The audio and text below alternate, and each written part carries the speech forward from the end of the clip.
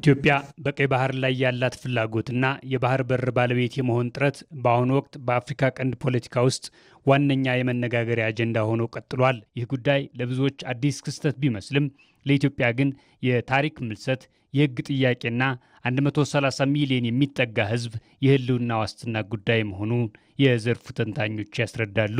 ታሪክ እንደሚመሰክረው ኢትዮጵያና ቀይ ባህር የማይነጣጠሉ የአንድ ሳንቲም ሁለት ገጽታዎች ነበሩ። ጥንታዊቷ አክሱም በአዱሊስ ወደብ አማካኝነት በዓለም ካሉ አራት ሀያላን መንግስታት መካከል አንዷ የነበረችው ቀይ ባህር የኢትዮጵያ የንግድና የፖለቲካ መሰረት በመሆኑ ነበር። ይሁን እንጂ ባለፉት 100 ክፍለ ዘመናት በነበሩ ውስብስብ ጂኦፖለቲካዊ ሽኩቻዎችና በቅርብ ጊዜያት በነበሩ ታሪካዊ አጋጣሚዎች ኢትዮጵያ የባህር ዳርቻዋን እንድታጣ ተገዳለች። ዛሬ ላይ የምታደርገው ጥረትም ይህንን በታሪክ የተዛባውን እውነታ በሰላማዊ መንገድ ለማስተካከልና የተዘጋባትን የባህር በር በድርድር ለመክፈት የሚደረግ የታሪክ አደራ ተደርጎ ይወሰዳል። ኢትዮጵያ ለዘመናት የባህር በር ባለቤት ሀገር ሆና የኖረች ሀገር ነች። በዳማት ኪንግደም፣ በአክሱማይት ኪንግደም የባህር በር ባለቤት ብቻ ሳይሆን አካባቢውን የምትቆጣጠርና የምታስተዳድር ሀገር፣ የራሷን ወጪ ገቢ ንግድ ብቻ ሳይሆን ለማስተላለፍ የምትጠቀምበት፣ ሌሎች ሀገሮች ያንን ትሬድ ሩት በሚጠቀሙበት ሰዓት ለኢትዮጵያ ግብር የሚከፍሉበት ጊዜ ነበር። ኢትዮጵያ በአክሱማይት ጊዜ እንዲሁም በአዱሊስ በቀይ ባህር ላይ ገናና የነበረች ሀገር ነች። ያ ታሪክ በሆነ አጋጣሚ ተሰብሯል። ያንን ታሪክ አጋጣሚ የመመለስ ጉዳይና በሳይንስ የተደገፈ በታሪክ የተደገፈ በማስረጃ የተደገፈ ሀያልነቷን የመመለስ ጉዳይ ነው የሚሆነው። ከለውጡ መንግስት በፊት ኢትዮጵያ የባህር በር ጉዳይን ማንሳት የማትችልበት ነባራዊ ሁኔታ ውስጥ ነበረች።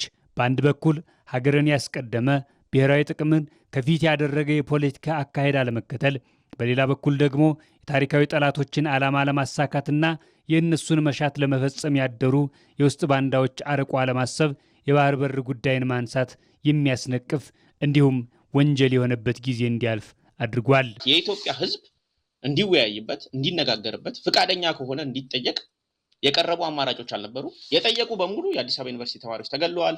የተቃዋሚ ኃይሎች ታፍነዋል። ይሄን የሚያነሱ ኃይሎች በሙሉ ሌብል ሲደረጉና ሲፈረጁ ነው የነበረው ማለት ነው።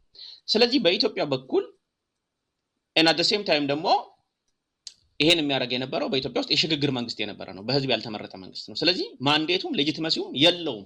የኢትዮጵያ ናሽናል ኢንትረስትን ሊያውም ወደብን የሚያህል ነገር ሊያውም የአክሰስ ቱ ዘ ሲን የሚያህል ነገር ሊያውም ዓለም አቀፍ ንግድን ኢንተርናሽናል ትሬድን ሩት የምንቀላቀልበትን ማሪታይም አክሰስን አሳልፎ ለመስጠት ይሄ this is significant national interest ነው።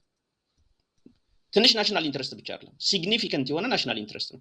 በዚህ ጉዳይ ላይ ለመወሰን ምንም አይነት የውክልና የለውም ማለት ነው።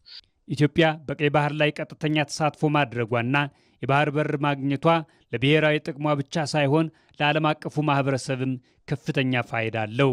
እንደ አፍሪካ ቀንድ ግዙፍ ተጽዕኖ ፈጣሪ ሀገር ኢትዮጵያ ወደ ባህር መመለሷ በዓለም አቀፍ መድረክ ያላትን ተሰሚነት ከማሳደጉም በላይ ለዓለም አቀፍ ንግድ ደህንነት መረጋጋት፣ ለቀጠናዊ ሰላም ደህንነት እንዲሁም ለዓለም አቀፍ ትብብርና ዲፕሎማሲ አይተኬ ሚና ይኖረዋል። ቀይ ባህር በየዓመቱ በቢሊዮን የሚቆጠር ዶላር ግምት ያለው የዓለም ንግድ የሚጓጓዝበት ወሳኝ መስመር ነው።